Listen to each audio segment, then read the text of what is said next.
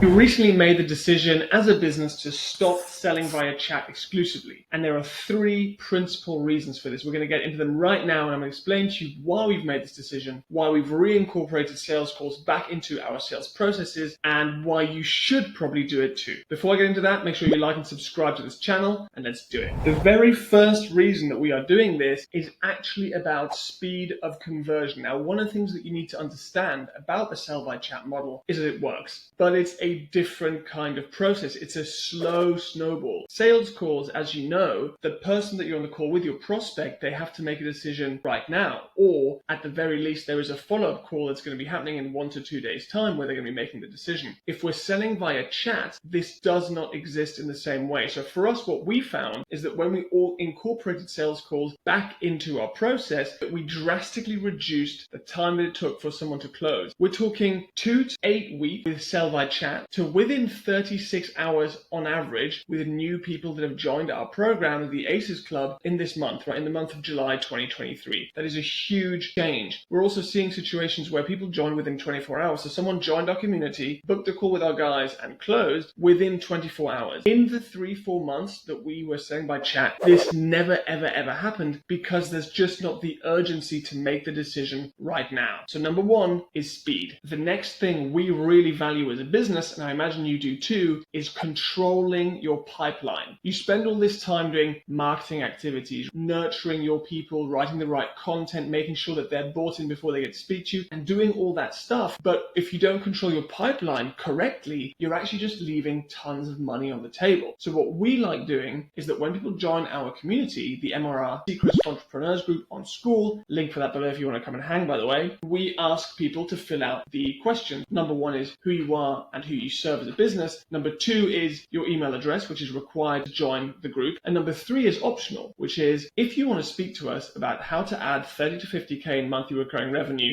to your business, work 4 days a week, and live life on your own terms, enter your phone number below. This little piece of the puzzle, while simple, allows us to do outbound calls on our inbound leads. This gives us control over the pipeline. Now imagine this. We did the outbound calls, we had a conversation with them, and the next step in the conversion is to send them the offer doc for us to be talking via chat. It just doesn't work. If we call them, we have a conversation that qualifies them and makes sure that they're a good fit for what we do, and we then book them into a call and then have them review the offer document on the way to that call. That is a really fast way to make the conversion happen while taking active control over your pipeline, which what we found for our business and for our clients is a hugely important piece of the puzzle. And then lastly, one of the things that was really important for us was to still leverage the sales process. We'll get into that in a bit more detail, why I as a CEO find that important in a second. But here's what you need to know. We still use an offer doc. So traditionally, people that sell via chat, you have a chat conversation, you send over a document or a PDF or a video or whatever, something that explains how your program actually delivers, and then people say, yes, I want to join, or no, I don't want to join. Now for us, it's different because we recognize the power of the offer doc, but relying just on that piece to make the conversion happen via DMs on social media isn't really going to do it as well as perhaps you would like it to. Certainly in our experience, it slows everything down. So here is the way that you use it. You book the sales call and then you send them the doc, which you can do via automation, as a pre-sales call resource the prospect has to consume. What this does is that they are indoctrinated into your process, the language that you use, the way that your program is delivered before they even speak to your closer or to your sales rep. And what this means is that when they show up, they understand the structure, and now the closer can simply be the consultant that they are supposed to be, finding out if this person is a right fit for you and if you can actually help them the way that you want to help them. This process has hugely increased the close rate and the ease of conversation on that first call. So remember, book the call, send them the offer document to review before the call happens so they understand everything about your business, and then go into the sales call as a consultant, making sure that you are vetting people to take things forward with them appropriately.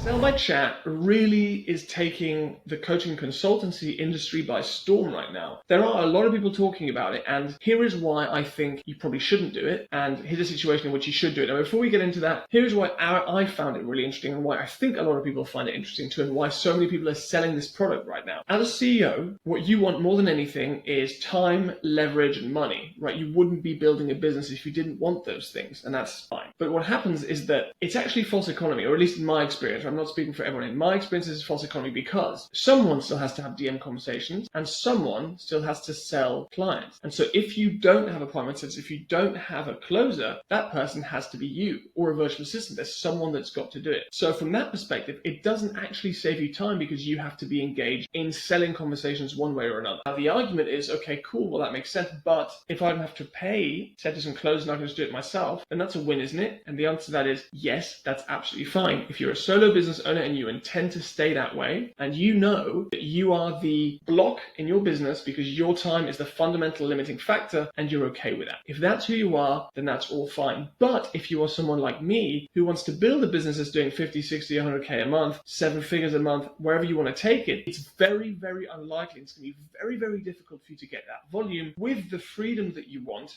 via sell by chat. It's going to be much more efficient to have team members that actually help you do this. And here was the big realization for me. If I'm not involved in the sales process because we have setters and closers, then I as a CEO have the same amount of freedom. In fact, I have more freedom than if I had to sell these people via chat. Now, here is a caveat, and here's why you probably shouldn't attend this in the first place. Sell by chat, here's where I've seen it work really, really well. There's two sides to this. One of them is you have a webinar, the pre-sales people, the conversion is to book a sales conversation, in which case you have a sales rep take them through this via chat, and they are probably lower salaried people, then you save money as a business. Great, but the end effect is you're still booking a sales conversation. The other situation I've seen it work very well in is people that already have a very big brand with tons of people that want to work with them, and they launch a new offer into that space and it crushes because they're known. Chances are you watching this, and certainly me, our brands aren't big enough right now at the recording of this video to be able to take advantage of this kind of stuff. So it makes way more sense for you to build the fundamentals correctly, use sales calls, and then a leveraged sales approach via having the sales document that people have to consume before the call to make sure that sharp rates are really high, quality of calls are really high, and close rates are as high as possible. That will bring you way more freedom than trying to step out of it and trying to cheat the system and moving things forward. So long story short, you're probably going to want to keep doing sales calls, but hire a member of staff to do it for you. Use the document that you use to explain your offer as an indoctrination process, a resource that they have to consume prior to the call, and profit that way. It'll bring you way more money, way faster, even considering the fact that you're going to have to pay a percentage of those sales to your closer. Really fine. You'll still make more money as a business, you'll still scale faster as a business, and it'll actually give you more freedom as a CEO, which is what you likely really care about anyway. With that in mind, I hope you enjoyed this video. Don't forget to like and subscribe.